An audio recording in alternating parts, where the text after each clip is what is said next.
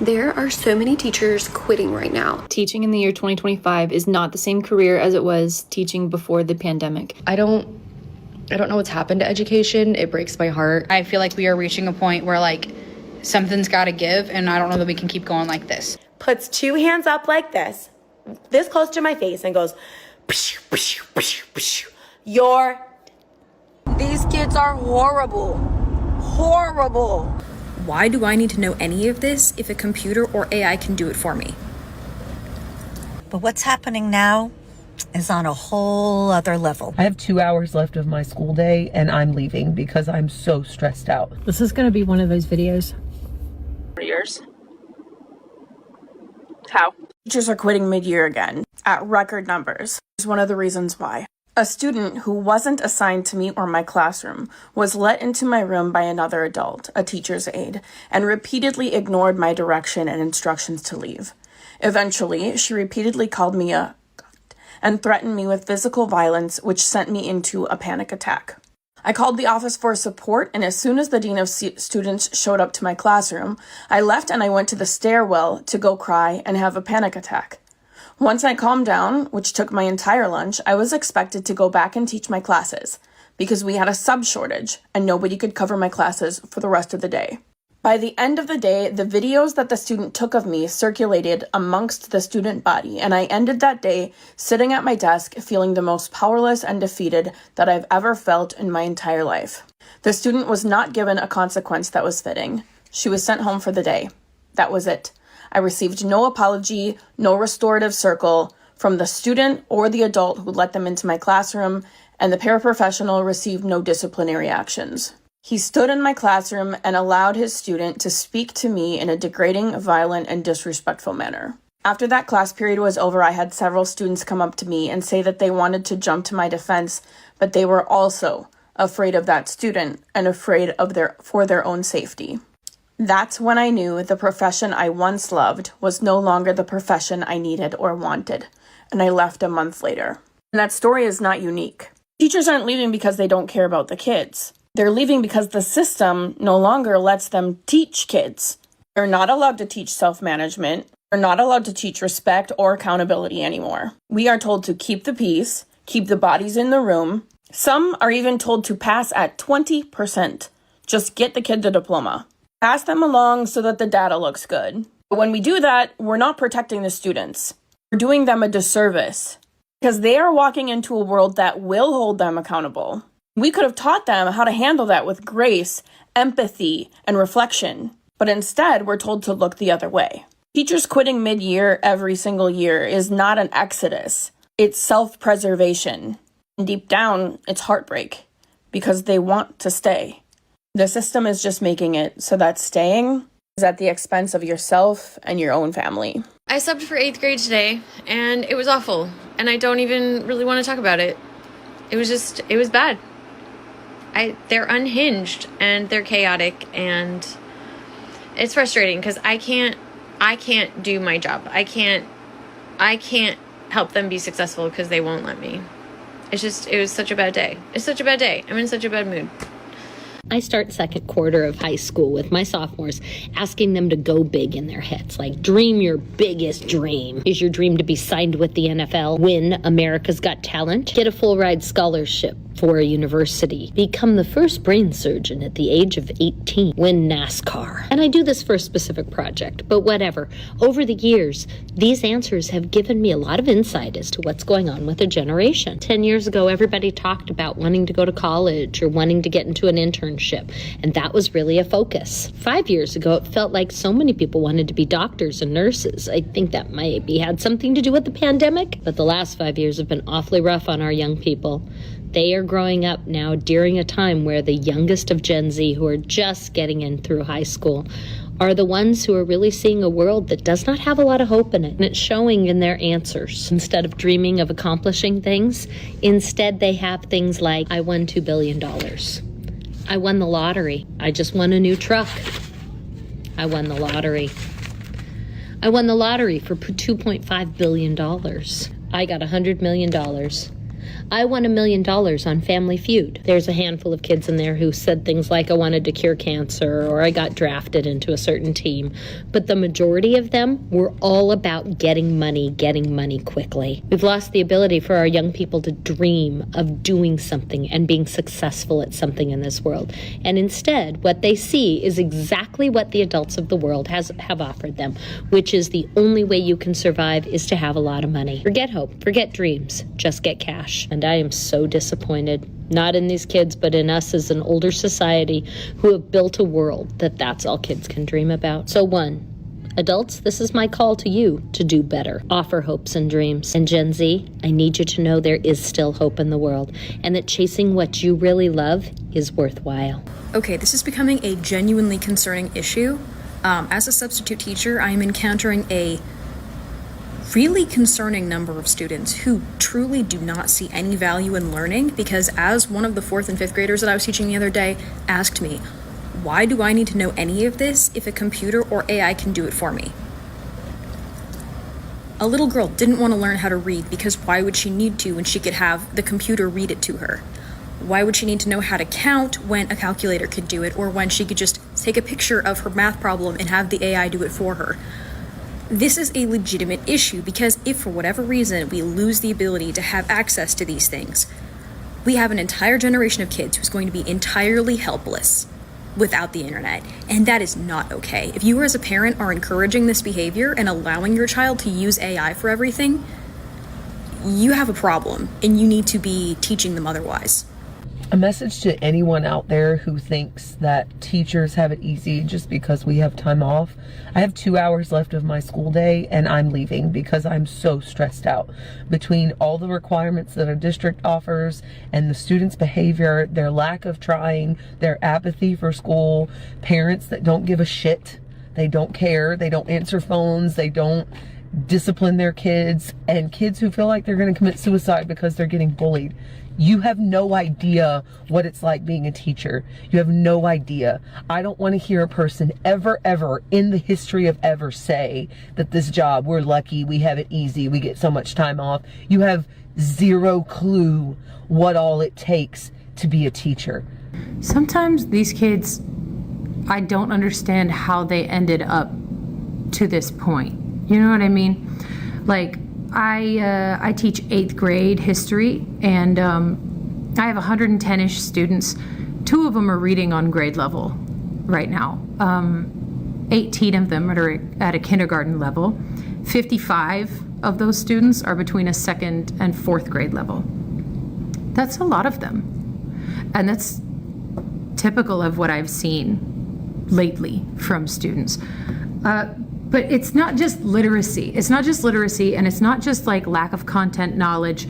It's not just critical thinking skills. It's basic thinking skills.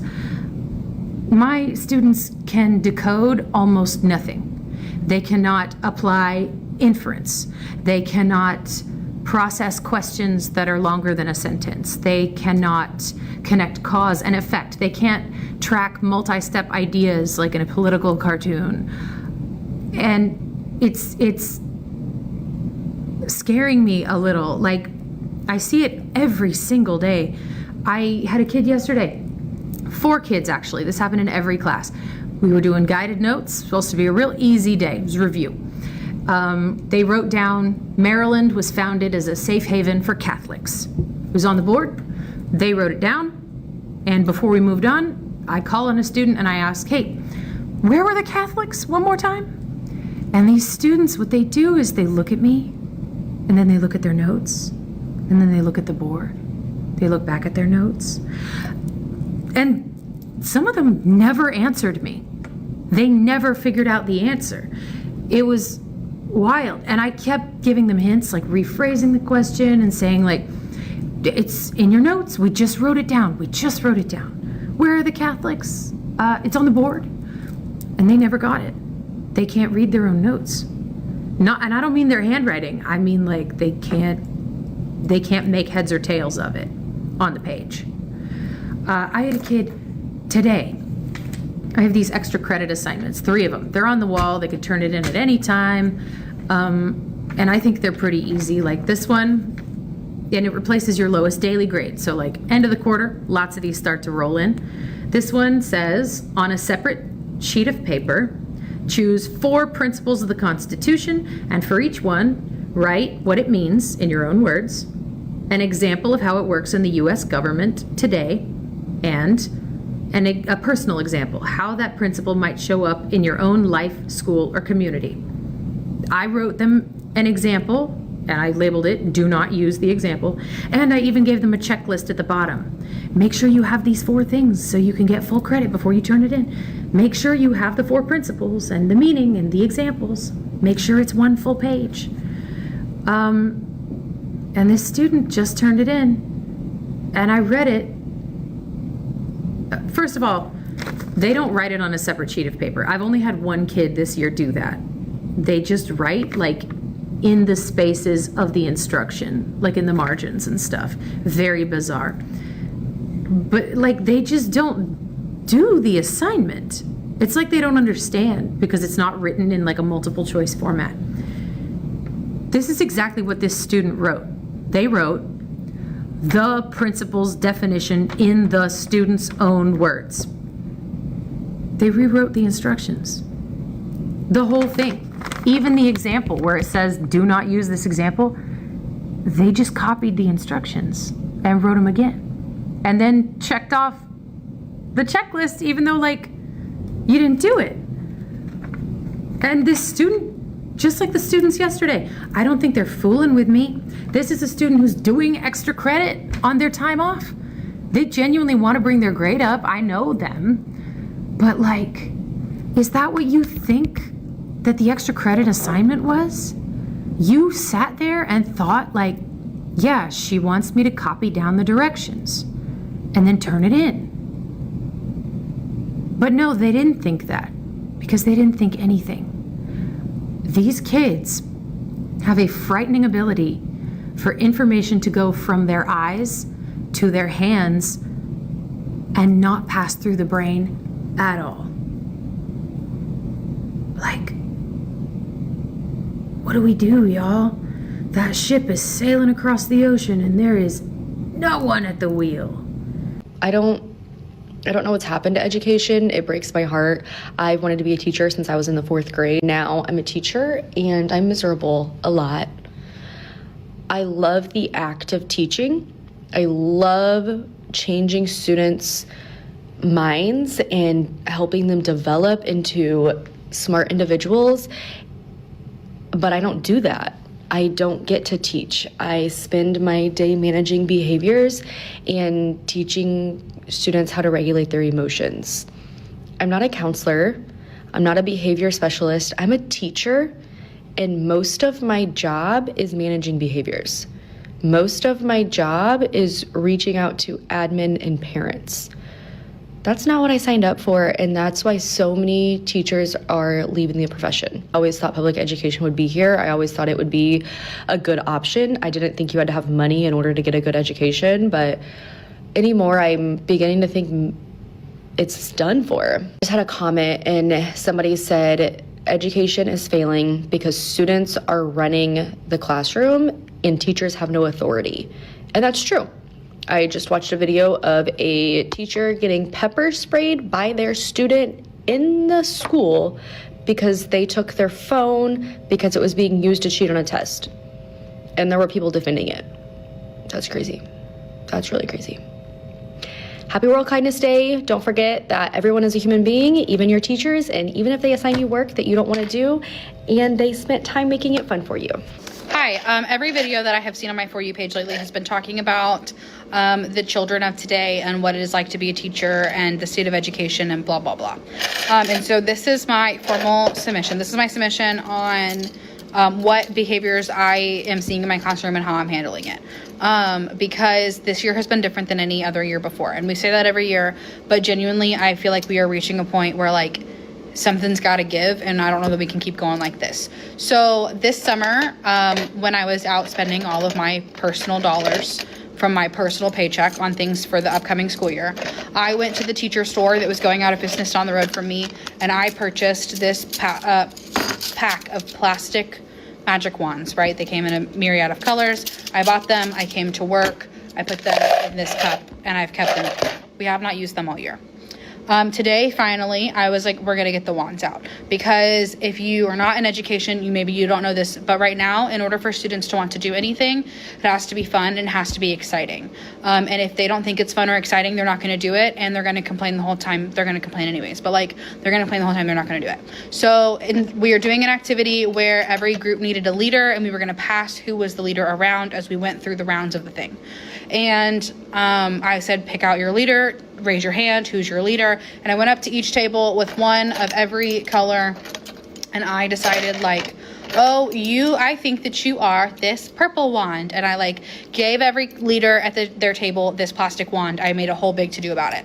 And these were not expensive. I'm not gonna act like they were super expensive, right? I'm not the teacher with the Hello Kitty Funko Pop on her desk, right? That's not what's happening here. They were pretty cheap. I bought them on sale as that store was going out of town, out of business. But I did spend my own money on these. And today, no sooner than I had passed them out, I watched a child look at me and then break it. Just broke it right in half. Something that we didn't even need these for, right? We could have done this whole activity without the magic wand, but I was trying to make it exciting and fun. I try to make class enticing. They just broke it. And then when I was upset that they just broke the wand that we've never even used before, that I spent my own money on this summer when I was spending my personal vacation and time off school looking for things to make their lives better, they just snapped it in half. And they don't care, and they're not sorry. And when I was upset about it, he laughed at me. So it's not like it's ever going to get better. Like he's not going to care, and this isn't fixable. And I'm just going to throw it away, right? Like that's that. It's a plastic wand. I can order more on Amazon, but it's not even the point. They just actually really don't care. And to the point that I don't know what we're going to do about it, but like something's going to have to change. So talk to your kids about kindness, because even though this is just a crappy plastic wand, it's not just this. It's like all the things that they've broken from me, that I've given them. It's things that they're destroying on purpose. I don't know that I'm even going to post this, but this is how my day went, and this is my formal submission as to why your teachers are tired and quitting. 10 things kids no longer know how to do, and I don't know why. Number 1, read a clock with confidence. They're always asking, what time is it? What time is it? I'm like, look at the clock. They're like, I don't know how to read that. And they say that to you with confidence. What's happening? Number 2, write in script. Whatever happened to writing in script? I love writing in script. I wish more of them knew how to do this. This is like a lost art. I'm sorry. I love writing in script. I prefer it over print, but they don't teach it in schools anymore. We need to bring that back. Bring it back. Number 3, memorize phone numbers. They don't know their parents' numbers. They don't even know what apartment they live in. They don't know what street they live on, which brings me into number 4. They don't know their address. We ask them, where do you live? I live down the block. Well, what's your address? I don't know. I'm talking about 3rd graders, y'all. 3rd grade. And it happened last year when I taught 2nd grade also. Number 5, they don't know how to count money. They don't know how to count money. And it's partially not their fault, right? Because we're always using cards, Apple Pay, things like that. But if you give them a few coins, they don't even know the names of the coins. They don't know the value of the coins. They can't add it all together. Like, what is happening? We got to bring it back. We got to bring it back. Know how to count coins. And you go over it in 2nd and 1st grade. So I'm kind of lost as to why we don't know how to count money, but okay. Number 6, they don't know how to tie their shoes. They have these fancy shoes and they don't know how to tie their shoelaces. Some of them have Velcro, and hey, if it works, it works. But I mean, come on, we should know how to tie our shoes. At 8 and 9, like, what's happening? What number did I get to? I don't know, 6 or 7? Anyway, the next one, they don't know their parents' names. I'll ask them, what is your mom's name? They'll be like, I don't know. You don't know your parents' name? They don't know where their parents are from. Like, do you speak to your parents at all? Yeah, I don't know what's happening. I don't know what's happening. Next, they don't know what year they were born. Some of them can tell you their birth date, but what year they were born, they don't know. nor are they interested. I don't know. Next, they don't know how to use a dictionary. Now, yes, everything is on the phones now. They use iPads and things like that, but still being able to put things in alphabetical order. They don't know what something means, but they're also not interested in figuring out what it means. Yeah, now they have dictionaries on their phone where they're able to look things up, but to actually look it up when you know that you don't know about it, like, there's no effort being put into that at all. So, of course, they're not going to use a dictionary. They don't even use their phone. All they have to do is copy down what the word is and read what it means. But they're not even going to do that. So, And last but not least, I think this is number 10. If it's not, y'all fill some down below. The last one is how to follow multi-step directions. If I tell them, go over there, get me that book, and then when you're done, wipe that desk off and then bring me the paper out of the book. They go, oh, okay. They go to the book and then they be like, what did you say to do again? Yeah. You're not listening. You're not listening at all. And it's a problem. I don't know, parents, if y'all can help us out, we need to go back to basics. Can you please help these kids out? Because they're coming to the classroom lacking the basics, and it's a problem. We're going to do our part as teachers, but we just need a little help. We need a little extra help at home. Please, please, please. We're a community. We work together. So let's set our kids up for success. Let's set our students up for success. And let's work together and try to just bridge some of these basic gaps. Please. Thank you. If you're a teacher, definitely leave some that you've noticed that kids don't know how to do anymore. Over the years, you're finding that they don't know how to do it and they should. Drop it down in the comments. I'm interested to see what challenges you guys are up against. All right, peace. I was not exaggerating when I said that I'm truly concerned about this younger generation that's coming up. And for reference, the generation I'm referring to is Alpha. So it's my children's age group, and their ages are 10, 8, 6, and 4. So let's group it together and say 13 and under. I made a video about this a few weeks ago, and I explained some things that I'm witnessing, the inappropriate behavior that's happening in front of me and completely ignored by the adults around them. So the response was pretty similar. A lot of people are feeling the same way as me, the same concerns. And I said, wow, I have a lot of stories I can tell if you want to hear them. And everybody wants to hear them, so that's what I'm going to do. And lucky for you, something happens every few days, but I'm going to go ahead and go with the most recent. So over the weekend, my son had a soccer game. My son is 6 years old. So he's playing with other children that are also 6 years old. So I'm sitting on the sideline with my daughter and my son, and my husband is behind me playing catch the ball with my littlest. So both teams get on the field. The other team starts going like, oh, you're going down, boo, like whatever. So I think to myself, oh, they're a little rowdy. Okay. Game starts. Well, there's one kid on the other team that notices that we're all actively cheering for my son. Okay.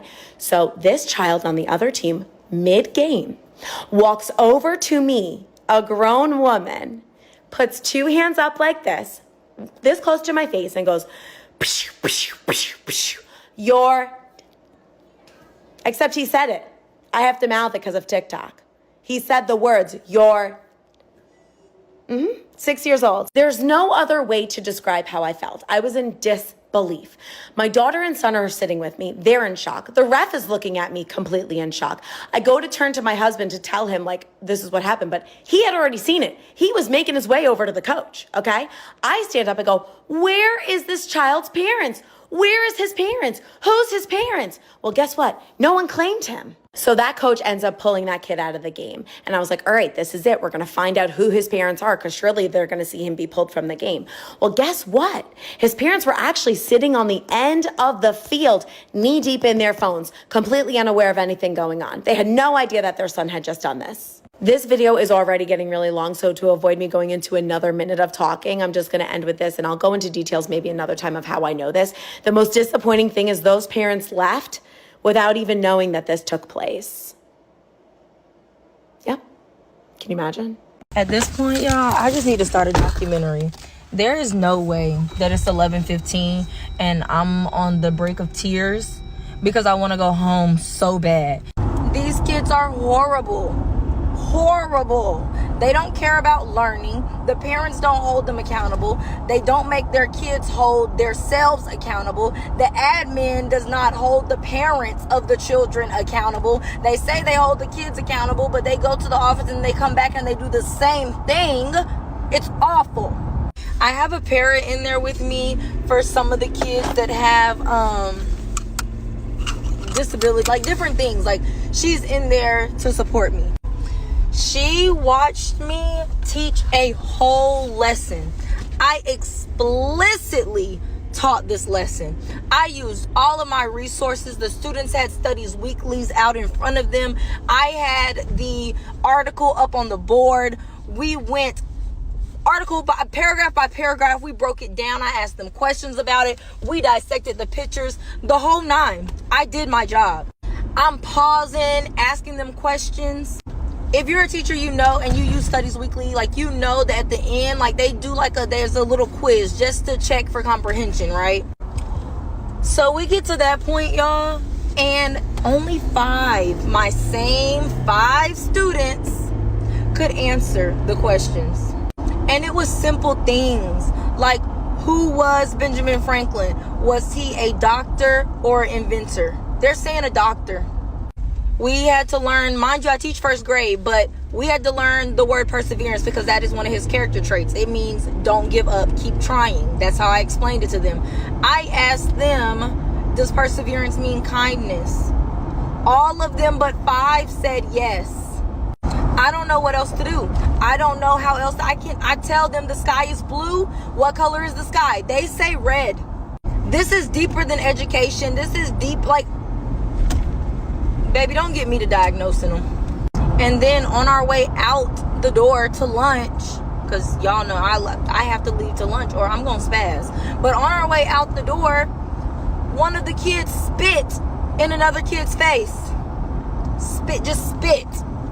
And before that, the same little girl that I made the video on, 2 other of my videos on with the parent, y'all, she's been hitting people all morning. I talked to her at 7:40 about hitting my nonverbal, putting her hands on. She didn't hit him. She grabbed my nonverbal autistic little boy's arm. Why are you touching him? He does not mess with nobody. Why are you touching him? Spoke to her about that. Then on the way to specials at what time they go? 7:46, because I was running late because of that incident. She grabs another one of my autistic students' face. Why are you touching her? Mind you, this little girl has already had a swarm report and been referred to the counselor for a bullying incident on the bus. She hits, she steals, she cusses, and all her mama want to say is she still believe in Santa Claus and the Tooth Fairy and she not gonna change overnight. She a kid. I'm fed up, y'all. I just sent a long email citing the code of conduct in the student and parent handbook, letting my admin know I have exhausted all of my resources. I can't take recess from the little girl because her mama say it's illegal. So what else do you want me to do? And at what point is a suspension going to be given? I've asked for the removal out of my classroom. They won't grant it. So, okay, now I'm going to cite what y'all have in black and white. So now what? Now what? They put so much weight and emphasis on the teacher. What about the kids? What about the parents? Like, I can't make a 6-year-old do nothing they don't want to do. Because Lord forbid I put the pencil in their hand and make them write it. Oh, now it's abuse or something. Like, we can't win. We cannot win. Like, I'm about to get my Chick-fil-A and I'm about to go and I'm about to sit at my desk for the rest of the day because I can't teach. I don't know what else you want me to do. I've tried. Halfway through the project, I had 5 kids come up and say, "Can we do something else now?" And that was the moment I realized our kids don't know how to stick with something anymore. I've been teaching since 1993. And yes, we have always had kids. who struggle to focus. But what's happening now is on a whole other level. If you're just meeting me, I'm Melissa, and I have been teaching forever. About 7 to 10 years ago, I started to see a shift. Suddenly, every child had a phone or tablet, and parents, understandably, were using them to keep their kids quiet. Of course, I did it with my own kids sometimes too. But now it's different. Kids aren't playing outside. They're not learning how to be bored. They're not learning conflict resolution skills. And they don't know how to listen or sit still anymore. I used to show a movie that connected to our lesson, and the kids were so excited. Now I've got kids asking to skip it. They literally can't just sit and watch. Do you remember how it used to feel when the teacher would pull out the cart with the big TV and the VCR attached? Yeah, not anymore. Now kids need constant stimulation. So yes, focus issues have always been around, but nothing like what I've seen in the past decade. There are so many teachers quitting right now in America, and I can guarantee you it's related to these three things: student behavior and how there are no consequences for horrible student behavior. Number 2, no support from admin at all with the horrible behavior. And then number 3, the amount of work that teachers put in does not equal our take-home pay. And I know what you're going to say, but you get paid for summer and for your breaks. Honey, our salary is broken up into 12 months, but we only get paid for the time that we work. They just do teachers a favor and divide that by 12 so we get paid through the summer. But the amount of work that we do outside of the classroom, insane. Some of y'all wouldn't last a day in our shoes. Teaching in the year 2025 is not the same career as it was teaching before the pandemic. And I think a lot of people just aren't talking about it because the people who were in it before the pandemic are the only ones who have seen how drastic of a change this is. And if you are somebody who's thinking about becoming a teacher, you are basing that sentiment and that feeling and that draw toward the profession based on your experience as a student. Your childhood memories, even up to high school, is not the same environment. If you were in high school when the pandemic started, you still knew what it felt like to be in a real elementary school class, a real middle school class where there was projects and there was creativity and the curriculum wasn't scripted. And the change isn't entirely because of the pandemic, but the pandemic is a great marking place that divided this. It's the continental rift, right? It's because before the pandemic, teachers were the curriculum. There was a curriculum to follow, but it was more of a pacing guide. And now we have what's called a scripted curriculum. And you would be shocked by how many teachers have a scripted curriculum. And this means that teachers are not the autonomous professionals. Teachers are not the ones who earned their degree and they have the depth of subject knowledge and they are the ones who are deciding what happens every day.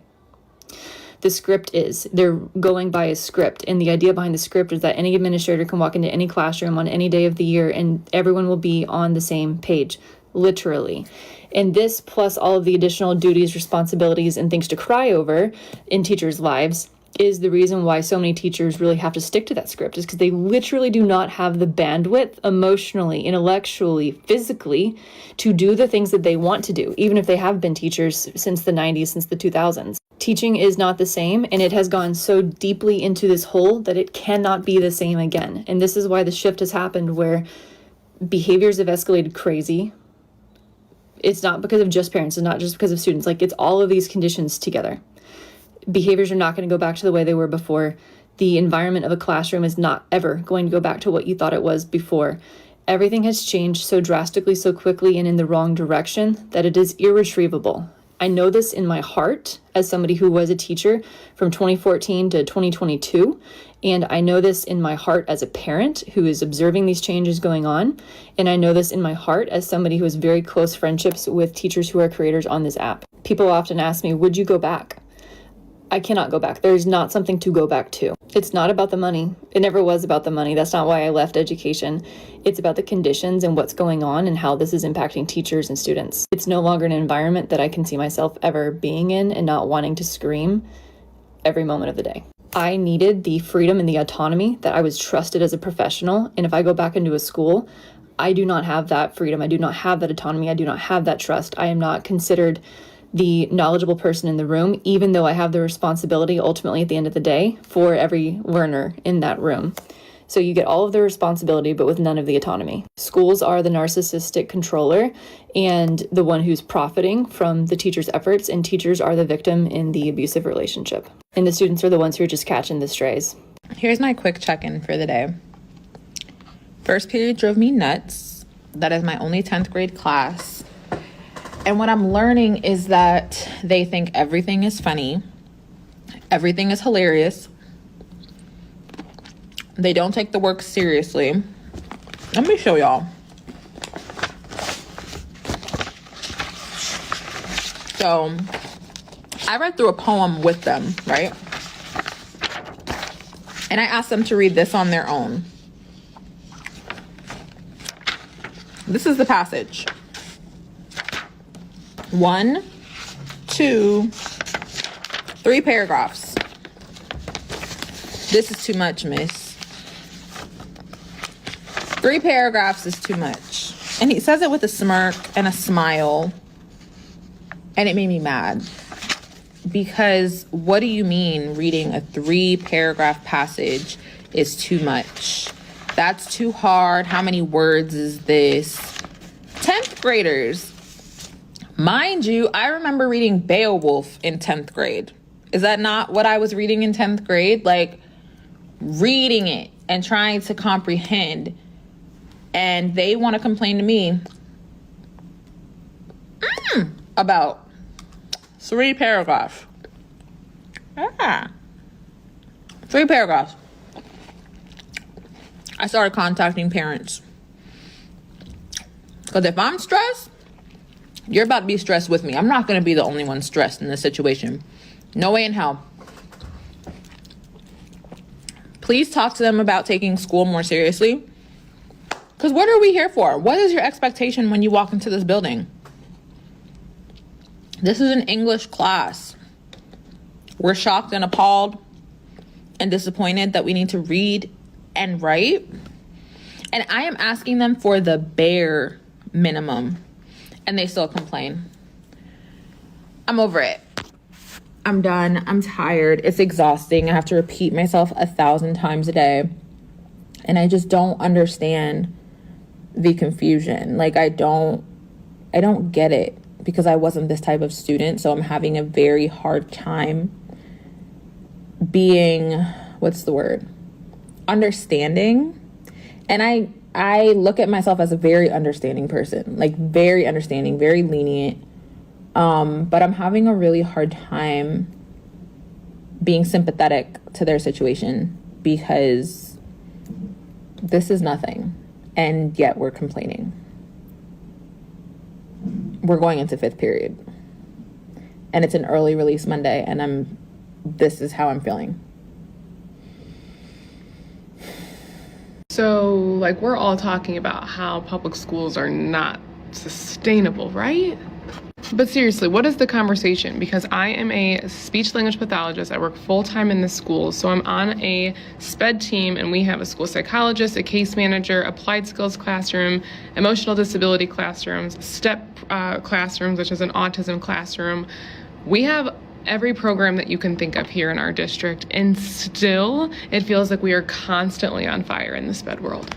Our evaluation list and reevaluation list is through the roof. I've never seen our list so long, and it doesn't seem to be stopping or shrinking anytime soon. I feel like it's so common that we have pretty extreme behaviors, even from students that are in just gen ed, and parents have concerns, teachers have concerns, so naturally they come to the SPED team. And I guess I'm just like, what do they want us to do? Do we just continue to label everything as OHI, other health impairment, meaning that's ADHD, ADD, ODD, whatever the case may be, because they're inattentive, they're hyperactive, oppositional, but it's not like parents are taking their students outside and getting formal diagnoses from their pediatricians, from their psychologists, from their psychiatrists.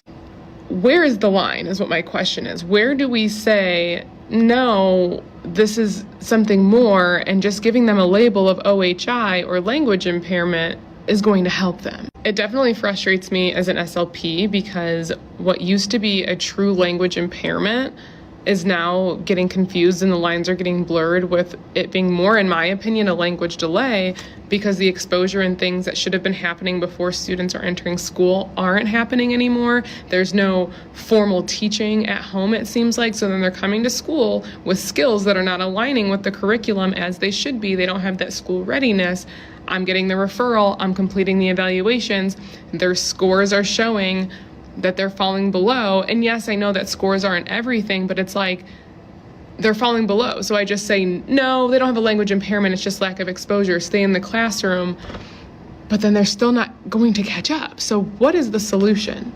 I feel like as an SLP, my job is to always have solutions. My job is to problem solve, truly. And I feel like I'm pretty good at that. I pat myself on the back when it comes to coming up with ideas. I feel very creative and innovative, and I have a hard time taking no for an answer, which I think is a strength of mine. So I don't know. I guess it's just, what are we supposed to do in schools when the lists are so high? We don't have a caseload cap. My numbers are higher and higher every single year. Even though I'm doing my best to get students off, dismiss them appropriately, it seems like I'm never going to be able to catch up. This rant can go on and on and on because this is the dilemma that's been facing public schools probably since the beginning of time. But it seems like it's only getting worse as the climate of our economy is changing, the expectations of parents and families are changing, the way that technology plays such a huge role in a lot of these families and children's lives. It just seems like they're coming to school, all of our professional expertise are coming to the table to problem solve, to come up with solutions, but then that stops once they leave the building. So what's the point? It makes what we're doing sometimes just feel pointless. And I know what we're doing is not pointless, but if there's no carryover and there's no generalization. This is going to be one of those videos that I'm going to lose my shit in. Okay? I am so sick and tired of sitting through IEP meetings because they're bull. In my state, anyway. They're excuses. These people writing these IEPs for these kids spend maybe a half hour every evaluation, which is what, every 6 to 8 weeks, maybe even more than that. And then they write it on a piece of paper that is complete bullshit. They're not spending every day in the classroom where these kids are terrors, okay? These kids are spitting, they're hitting, they're kicking, they're hurting their friends consistently. But because the IEP meeting went well, mom's all happy about it. And your kid's still a hole. You changed the diagnosis to autism. Well, big deal. The mom said he's pooping his pants, and they literally looked at her and said, oh, welcome to have an autistic kid. That's what they do. Bullshit. Bullshit. Your kid doesn't just shit his pants at 5 years old because he's autistic after he's been potty trained for 3 years. We've got to stop making exceptions for these kids. They're going to get nowhere in life if we continue to walk on eggshells and reward them for their bad behavior. There, I said it. I'm done. Rant over. Hi, it's Monday and I'm coming to y'all a little early because I am just absolutely drained. I'm drained, and I did see a few TikToks last week that got me thinking, and I wanted to reiterate a few things. And that is that about 90% of my job in teaching is managing behavior. I know that I could teach anything, but if they're hanging from the ceiling, it's like corralling cats every day, and I mean feral cats. But it's about managing behavior, and I would like to reiterate that I do feel like it has everything to do with the fact that kids used to be more social. They used to be over at friends' house. They would play outside all day with the neighbors' kids. They would be in and out of their homes. And I don't know about you all, but when I was brought up, the village disciplined the kids, right? My parents' friends disciplined us. They held same standards. You know, they would tell us what we could and could not do. And I say that because the things that adults deem to be socially normal for kids are no longer there. Like, meaning we hold that expectation, but the kids can't adhere to it because it's not been ingrained in their souls. Right? It's not been ingrained in their souls. I had to argue with a child today who went to get tissues. And when he picked up the box, there were no tissues in the box. And do you know what he did? He set the box back down and didn't dispose of the box. And when I said, do you think that you could throw that away? He said, I didn't do it. I didn't empty that box of Kleenex, so therefore I'm not going to dispose of it.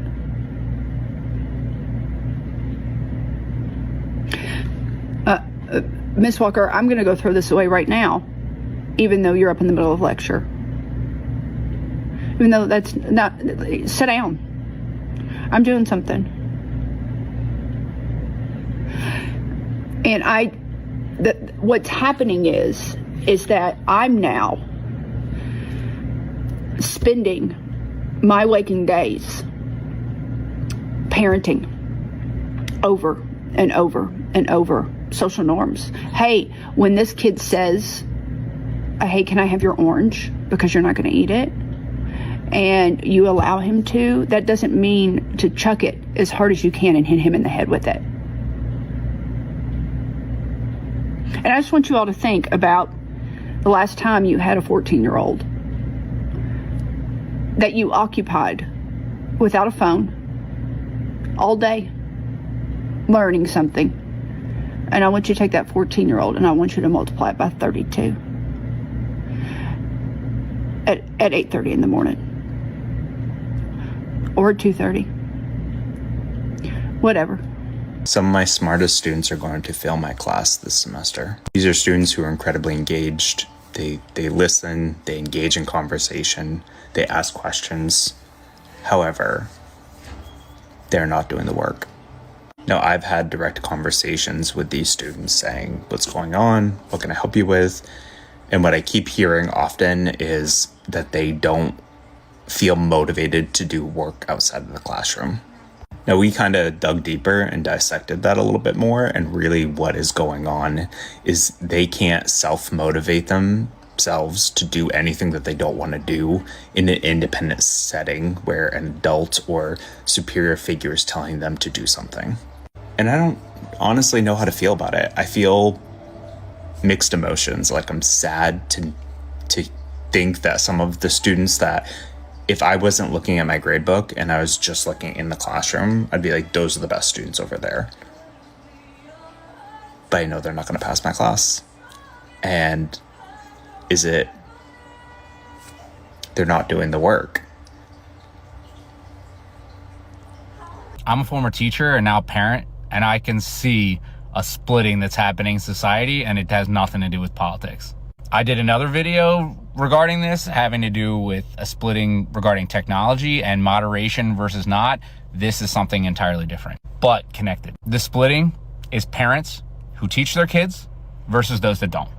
Why are teachers leaving in droves? And many of them are homeschooling their kids. If you were just leaving, it's one thing, but leaving and pulling your kids is a whole nother part. Generally speaking, here's what I saw. First of all, it is not cool to learn at all. It's not cool to be respectful to teachers or people in general. Being a victim is viewed as a good thing.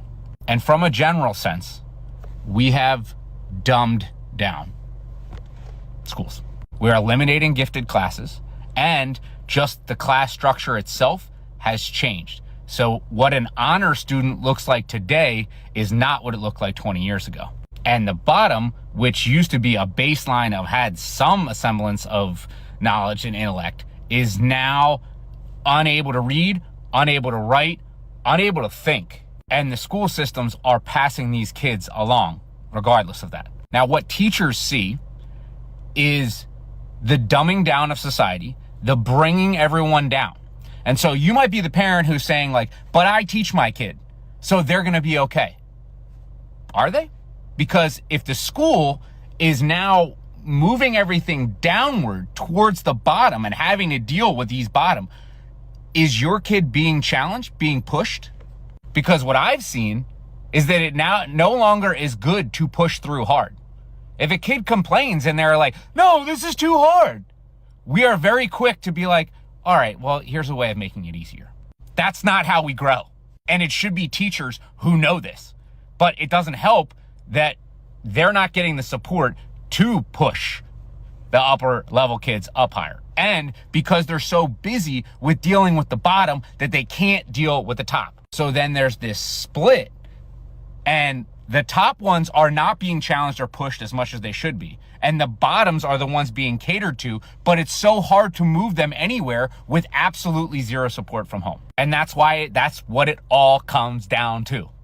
The parents that spend time at home teaching their kid, pushing their kid, challenging their kid so that they excel and keep moving upward and learning how to deal with failure are going to do so much more in life just in general than the ones who are continued to be like, it's okay. It's okay to be offended. It's okay that you can't read. It's okay that you can't do that. We're just going to push you along. We're just going to push you along. It's fine. And along with this, it's a total lack of emotional intelligence, which is why a kid tries something, fails, and then it's, I'm stupid. I'm dumb. I'll never know this. Fixed mindset, closed mindset, and not having the mental capacity to understand that it's okay to fail. It's okay to make mistakes, and challenging things make you grow. That's why the thing is, whether the teacher leaves or doesn't leave, their kids are going to have a leg up because teachers realize that this is what's happening in schools and know that they have to challenge their kid more at home because it's not really going to be happening at school. And we're honestly seeing the beginning stages of the movie Idiocracy, where people get into society, they're kids that are going to become adults, where they can't read, they can't write, and they're so easily manipulated because they're always just flowing with the cool thing. And they're like, tell me what to do. Tell me what to do. Okay, I guess everyone else is doing this, so I'll just do it. There's absolutely no critical thinking. And that's how you end up with, wait, Gatorade is better because it has electrolytes. Come on, bruh. You should know that. And the thing is, that's moving towards the majority. So yeah, what are the things that are splitting us? It's the use of technology, it's the use of AI, and it is just plain and simple parents. And yes, the kids who only have one parent or divorced parents definitely are going to have an even tougher time with this, because that's a really hard thing to overcome given the school systems. So we are moving towards a haves and have-nots, but it's you have good parents or you don't. And because all this is going on, being a good parent is actually becoming easier, not harder. But that is if that parent has emotional intelligence and knows what's going on with schools to be able to realize that they're going to be the ones that have to challenge their kids. And that's just my thoughts of the day. This is my 13th year teaching high school and my 10th year teaching AP Lit, my 2nd year teaching AP Seminar. And I've noticed a troubling trend with my students over that period that has progressively gotten worse, with a huge spike right after COVID, that I can't not talk about it anymore. The trend is that teenagers, kids in general, are significantly less able to critically think or solve problems on their own without help. I've got examples. For example, They will type in, I've noticed this a lot in AP Seminar, they will type in one long, complicated search phrase. And when they don't immediately on the first page of results see exactly what they're looking for, they give up and they come to me and they, instead of saying, how can I search better or what am I doing wrong? They go immediately to, well, there's no articles on my topic, so I need to pick a new topic. Like immediately giving up after one try of typing a question into a research database that is so complicated and conditional and convoluted that there's no way anybody would come up with results for it. Another example is this happens daily, literally daily in all of my classes, asking a question that is clearly and blatantly addressed in the step-by-step instructions for whatever it is they're doing. And then when I point out, oh, that's in the instructions, they still follow that up with, yeah, but you could just tell me, right? Related to that last example, if I give them an assignment with said step-by-step instructions, like my writing revision assignment, that is 8 very simple steps, every single time we do it, over 50% of my AP students miss one or more of the steps. This problem has gotten so severe that I have stopped regrading written revisions if all 8 of the steps are not followed. And these are not big steps. I'm talking like step 1 is copy and paste the essay from AP Classroom onto a Google Doc. That's step 1 by itself. Step 2 is color code the essay and I give them the key. Like these are very simple steps. These are not convoluted steps. I've started returning them and I won't regrade them until they can complete all 8 of the steps. This one seems minor and silly, but I think it's related and I think it's important. I have noticed a significant increase over the last few years of dumb, lazy grammatical errors, even when the students have spell check turned on, which blows my mind. Another big one, students asking for help on a writing assignment, and when I go to help them, it turns out they haven't even looked at the very detailed and extensive feedback that I've already provided them before asking the question. For example, student turns in a piece of writing. I give lots of feedback on that writing along with the AP score associated with the AP rubric for that piece of writing. They go in to rewrite and revise that assignment in order to get more points. And in the process of their rewrite, they come to me to ask for help. And it becomes very clear once I start asking them questions that they have not even seen the feedback I've given. And when I ask them if they've read it, they say, oh, I didn't know that was there, even though it's very clearly on the page. And finally, just a general and blatant refusal to even attempt any kind of problem solving on their own. They will come ask me the most basic questions about functionality in Google Docs. How do I switch to suggesting mode? Even though that's clearly outlined with pictures in step-by-step instructions that I've given them, it's also a really simple Google question. Like pulling up Google and quickly saying how to switch to suggesting mode in Google Docs, or how to highlight text in Google Docs. Like something so banal is impossible for them to figure out on their own. I get asked 85,000 questions a day. And people talk about with moms and teachers, like decision fatigue. I don't know if I'd call it decision fatigue because most of these questions are so simple and basic that there's not really a decision that I have to make, but question fatigue for sure. Having to answer questions that